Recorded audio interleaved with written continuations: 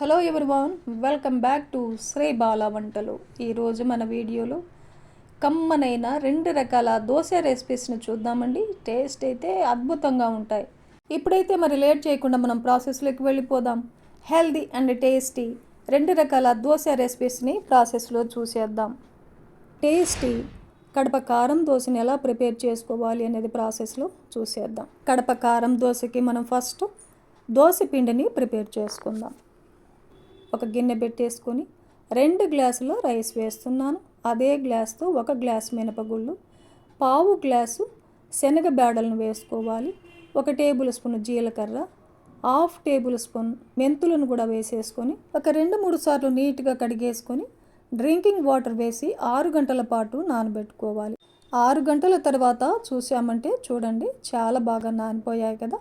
పిండి రుబ్బుకోవడానికి ఒక 5 నిమిషాల ముందుగా 1/2 గ్లాస్ అటుకులను తీసుకొని ఒకసారి శుభ్రంగా కడిగేసి 5 నిమిషాల పాటు నానబెట్టుకోవాలి.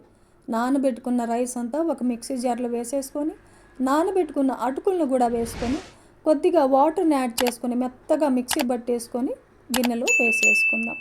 ఇంకొంచెం వాటర్ని యాడ్ చేసి బాగా కలిపేసుకోవాలి.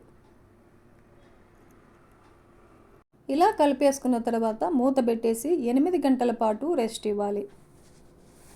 8 గంటల తర్వాత మూత తీసి చూసామంటే చూడండి పిండి చాలా బాగా పొంగింది కదా.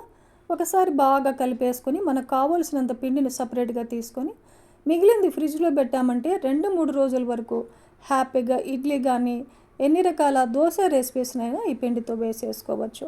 ఇప్పుడు మనకు దోశకి ఫస్ట్ బాంబే చట్నీని ప్రిపేర్ చేసుకుందాం. స్టవ్ ఆన్ చేసుకొని ఒక ప్యాన్ పెట్టేసుకొని ఒక 3 టేబుల్ స్పూన్లు శనగపిండిని వేసేసుకొని లో ఫ్లేమ్లో మంచి అరోమా వచ్చేంత వరకు వేయించుకోవాలి. ఇలా వేయించేసుకొని స్టవ్ ఆపేసి ఈ శనగపిండిని సపరేట్గా ఒక కప్పులో తీసేసి పెట్టుకుందాం. మళ్ళీ స్టవ్ ఆన్ చేసుకొని అదే ప్యాన్ పెట్టేసుకొని ఒక 2 టేబుల్ స్పూన్లు ఆయిల్ వేసేసుకుందాం. ఒక 1/2 టేబుల్ స్పూన్ ఆవాలు, 1/2 టేబుల్ స్పూన్ జీలకర్ర, 1 టేబుల్ స్పూన్ శనగ బేడల్ని, 1 టేబుల్ స్పూన్ మినపగుళ్ళను వేసేసుకొని లో ఫ్లేమ్లో ఇవన్నీ కూడా వేయించుకోవాలి. ఈ పప్పు ధాన్యాలన్నీ బాగా వేగిన తర్వాత ఒక 4-5 పచ్చిమిర్చిని చీలికలుగా కట్ చేసి వేసేసుకొని వేయించుకుందాం. పచ్చిమిర్చి కూడా బాగా వేగిన తర్వాత ఒక పెద్ద ఉల్లిపాయని ఇలా పొడవుగా కట్ చేసుకొని వేసేసుకొని వేయించుకుందాం. కొద్దిగా ఫ్రెష్ కరివేపాకును కూడా వేసేసుకోవాలి. ఉల్లిపాయలను ఇలా కొద్దిసేపు వేయించేసుకొని 1 టేబుల్ స్పూన్ అల్లం తురుమును వేసేసుకొని వేయించుకుందాం. ఇలా ఉల్లిపాయలను బాగా వేయించుకోవాలి. ఇప్పుడు ఒక 2 గ్లాసుల వాటర్ను వేసేసుకొని టేస్ట్కి సరిపడా సాల్ట్, ఒక 1/2 టేబుల్ స్పూన్ పసుపును వేసేసుకొని ఒకసారి బాగా కలిపేసుకొని మీడియం ఫ్లేమ్లో పొంగు వచ్చేంత వరకు మూత పెట్టేసి ఉడికించుకుందాం. ఈ లోపల వేయించి పెట్టుకున్న శనగపిండిలో ఒక 1/2 గ్లాస్ వాటర్ను వేసేసుకొని ఉండలు లేకుండా కలిపేసుకోవాలి. ఈ లోపల మనకు ఎసరు కూడా బాగా కాగింది. ఇప్పుడు స్టవ్ని లో ఫ్లేమ్లో పెట్టేసుకొని కలిపి పెట్టుకున్న శనగపిండి వాటర్ను వేసుకొని వెంటనే కలుపుకోవాలండి, లేదంటే ఉండలు వచ్చేస్తాయి. ఇలా కలుపుకుంటూ ఉడికించుకోవాలి. ఒక 2-3 టేబుల్ స్పూన్లమైన కొత్తిమీరని చిన్న చిన్న పీసెస్గా కట్ చేసి వేసేసుకొని కలిపేసుకుందాం. లో ఫ్లేమ్లోని ఒక 2-3 నిమిషాల పాటు ఉడికించుకోవాలి. 2-3 నిమిషాల పాటు ఉడికించుకున్నామంటే బాంబే చట్నీ కన్సిస్టెన్సీ ఇలా ఉంటుందన్నమాట. ఇప్పుడు స్టవ్ ఆపేసుకుందాం. చల్లారిందంటే ఇంకాస్త గట్టి పడుతుంది. స్టవ్ ఆపేసిన తర్వాత ఒక 1/2 టేబుల్ స్పూన్ లెమన్ జ్యూస్నైనా మీరు కావాలంటే వేసేసుకోవచ్చు. ఇప్పుడు మనకు బాంబే చట్నీ రెడీ అయిపోయింది. నెక్స్ట్ ఉల్లి పచ్చడిని ప్రిపేర్ చేసుకుందాం. ఒక గిన్నె పెట్టేసుకొని ఒక 10 ఎండుమిర్చిని వేసేసి హాట్ వాటర్ వేసి అరగంట పాటు నానబెట్టుకోవాలి. అరగంట తర్వాత మిర్చినంతా ఒక మిక్సీ జార్లో వేసేసుకొని ఒక పెద్ద ఉల్లిపాయని చిన్న చిన్న పీసెస్గా కట్ చేసి వేసేసుకుందాం. 1 టేబుల్ స్పూన్ జీలకర్రని యాడ్ చేసుకోవాలి. టేస్ట్కి సరిపడా సాల్ట్, ఒక 4-5 వెల్లుల్లిపాయలను వేసేసుకొని వాటర్ లేకుండా మెత్తగా మిక్సీ పట్టేసుకొని ఒక సర్వింగ్ బౌల్లో తీసేసుకున్నామంటే మనకు ఉల్లి కారం కూడా రెడీ అయిపోతుంది. నెక్స్ట్ పుట్నాల పప్పుతో పొడిని ప్రిపేర్ చేసుకోవాలి. మిక్సీ జార్ పెట్టేసుకొని, చిన్న మిక్సీ జారు, 1 కప్పు పుట్నాల పప్పును వేసేసుకొని, 1 వెల్లుల్లి గడ్డని పొట్టు తీయకుండానే వేసేసి మెత్తగా మిక్సీ పట్టేసుకొని 1 కప్పులో తీసుకున్నామంటే మనకు పుట్నాల పప్పు పౌడర్ కూడా రెడీ అయిపోతుంది. ఇప్పుడు మనకు దోశకు కావలసినంత పిండిని సపరేట్గా తీసుకొని టేస్ట్కి సరిపడా సాల్ట్ వేసేసుకొని 1 టేబుల్ స్పూన్ మాత్రమే వాటర్ వేసేసుకొని కలిపేసుకుందాం. ఈ దోశకి దోశ బ్యాటర్ కొంచెం థిక్గానే ఉండాలి. దోశ బ్యాటర్ కన్సిస్టెన్సీ ఇలా ఉండాలన్నమాట. ఇప్పుడు స్టవ్ ఆన్ చేసుకొని దోశ ప్యాన్ పెట్టేసుకొని, దోశ ప్యాన్ హీట్ ఎక్కిన తర్వాత వాటర్ని స్ప్రింకిల్ చేసి టిష్యూ పేపర్తో తుడిచేసుకొని దోశ బ్యాటర్ని వేసేసుకొని స్ప్రెడ్ చేసుకోవాలి. దోశని హై ఫ్లేమ్లో వేయించుకుందాం. దోశ పచ్చదనం పోయిన తర్వాత 1 టేబుల్ స్పూన్ నెయ్యిని వేసేసుకొని దోశకంతా స్ప్రెడ్ చేయాలి. నెయ్యి నచ్చకపోతే ఆయిల్ అయినా వేసేసుకోవచ్చండి. ఇప్పుడు మిక్సీ పట్టుకున్న ఉల్లికారాన్ని వేసేసుకొని దోశ మీదంతా స్ప్రెడ్ చేయాలి. మీకు ఇంకా స్పైసీగా కావాలి దోశ అంటే ఇంకొక టేబుల్ స్పూన్ ఉల్లికారాన్ని వేసేసుకొని దోశ మీదంతా స్ప్రెడ్ చేసుకోవచ్చు. ఇప్పుడు మిక్సీ పట్టుకున్న పుట్నాల పప్పు పౌడర్నంతా దోశ మీద చల్లుకోవాలి. దోశని ఒకవైపు మాత్రమే ఎర్రగా వేగేంత వరకు వేయించుకోవాలి. రెండవ వైపు తిప్పామంటే ఈ మసాలాలన్నీ మాడిపోతాయి కదండి. అందుకే ఒకవైపు మాత్రమే ఎర్రగా వేయించేసుకొని ప్లేట్లో తీసుకుందాం. చూడండి ఎంత ఎర్రగా వచ్చాయో దోశలు. మనకు ఇలాగే ఎన్ని కావాలంటే అండి ఈ స్పెషల్ దోశ రెసిపీస్ని ప్రిపేర్ చేసుకోవచ్చు. బాంబే చట్నీ కాంబినేషన్తో సూపర్ టేస్టీతో ఉంటాయండి. తప్పకుండా మీరు ఈ ప్రాసెస్లో ఈ కడప స్పెషల్ బ్రేక్ఫాస్ట్ రెసిపీని ప్రిపేర్ చేసి ఫ్యామిలీతో టేస్ట్ చేయండి. ఫ్యామిలీలో అందరికీ చాలా బాగా నచ్చుతుందండి దోశ రెసిపీ. రెండవ రకం దోశ రెసిపీ ఉలవలతో కమ్మనైన క్రిస్పీ అయిన దోశ రెసిపీని చూద్దాం.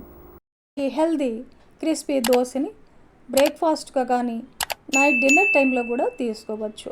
మరి ఇప్పుడైతే లేట్ చేయకుండా ప్రాసెస్లోకి వెళ్ళిపోదాం. హై ప్రోటీన్ ఉలవల దోశని ఎలా ప్రిపేర్ చేసుకోవాలి అనేది ప్రాసెస్లో చూసేద్దాం. 1 గిన్నె పెట్టేసుకొని 1 కప్పు రైస్ వేస్తున్నాను. అదే కప్పుతో 1/2 కప్పు ఉలవలు వేసేసుకోవాలి. అదే కప్పుతో 1/2 కప్పు మినపగుళ్ళను వేసేసుకుందాం. 1/2 టేబుల్ స్పూన్ మెంతులను కూడా యాడ్ చేసుకోవాలి. 2 సార్లు శుభ్రంగా కడిగేసుకొని డ్రింకింగ్ వాటర్ వేసి 6 గంటల పాటు నానబెట్టుకోవాలి. 6 గంటల తర్వాత చూసామంటే చూడండి ఉలవలు, రైస్, మినపగుళ్ళు అన్నీ కూడా చాలా బాగా నానిపోయాయి.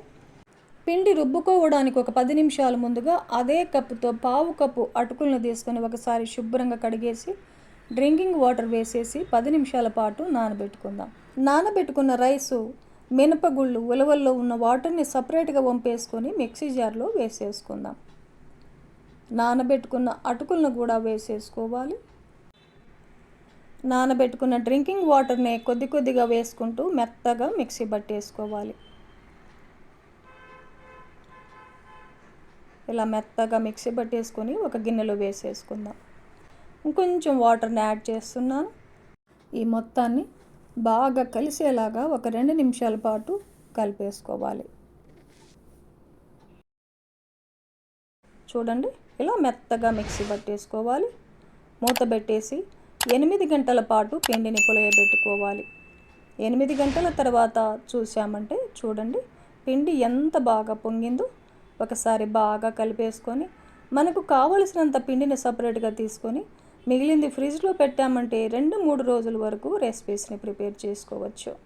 ఇప్పుడు టేస్ట్కి సరిపడా సాల్ట్ వేసేసుకోవాలి. ఒక 2 టేబుల్ స్పూన్లమైన వాటర్ని యాడ్ చేసుకొని మొత్తాన్ని బాగా కలిపేసుకోవాలి. కుకింగ్ సోడా వేయడం లేదండి. కుకింగ్ సోడా వేయకపోయినా కూడా క్రిస్పీగా చాలా బాగా వస్తాయి దోశలు. ఇప్పుడు స్టవ్ ఆన్ చేసుకొని దోశ ప్యాన్ పెట్టేసుకొని వాటర్ని స్ప్రింకిల్ చేసి టిష్యూ పేపర్తో తుడిచేసి దోశ వేస్తున్నానండి. మీరు కావాలంటే 1 డ్రాప్ ఆయిల్ వేసేసి టిష్యూ పేపర్తో తుడిచేసి కూడా దోశను వేసేసుకోవచ్చు. దోశ బ్యాటర్ని వేసేసుకొని పల్చగా స్ప్రెడ్ చేయాలి. ఈ ఉలవలతో చేసే దోశల్ని నెయ్యితో కాల్చుకున్నామంటే టేస్ట్ చాలా చాలా బాగుంటుందండి. దోశ పచ్చిదనం పోయిన తర్వాత 1 టేబుల్ స్పూన్ నెయ్యిని వేస్తున్నాను. మీకు నెయ్యి నచ్చకపోతే ఆయిల్ అయినా వేసేసుకోవచ్చు. దోశ ఒకవైపు వేగిన తర్వాత రెండవ వైపు కూడా తిప్పేసుకొని దోశని రెండవ వైపు కూడా కొద్దిసేపు వేయించేసుకొని ప్లేట్లో తీసుకోవడమే. చూడండి క్రిస్పీగా దోశలు ఎంత బాగొస్తున్నాయో. టేస్ట్ అయితే చాలా చాలా బాగుంటాయండి. ఇలాగే మనకు ఎన్ని కావాలంటే అన్ని ఈ హెల్దీ హై ప్రోటీన్ ఉలవలతో దోశ రెసిపీస్ని ప్రిపేర్ చేసుకోవచ్చు. ఈ ఉలవల దోశని మార్నింగ్ బ్రేక్ఫాస్ట్ టైంలో కానీ నైట్ డిన్నర్ టైంలో కూడా మీకు నచ్చిన చట్నీతో ఎంజాయ్ చేయవచ్చు. ఈ ఉలవల దోశలు వెయిట్ లాస్కి కూడా బాగా హెల్ప్ అవుతుందండి. చూశారు కదండి, కమ్మనైన హెల్దీ అయిన 2 రకాల దోశ రెసిపీస్ని ప్రిపేర్ చేసుకున్నాం కదా. మరెందుకు ఆలస్యం, మీరు కూడా ఈ ప్రాసెస్లో ఈ హెల్దీ అండ్ టేస్టీ 2 రకాల దోశ రెసిపీస్ని తప్పకుండా మీరు ఇంట్లో ట్రై చేయండి. ఫ్యామిలీలో అందరికీ చాలా బాగా నచ్చుతాయండి. ఈ వీడియో నచ్చితే లైక్ చేయండి, షేర్ చేయండి, సబ్స్క్రైబ్ చేయండి. థ్యాంక్ యూ అండి. Thanks for watching.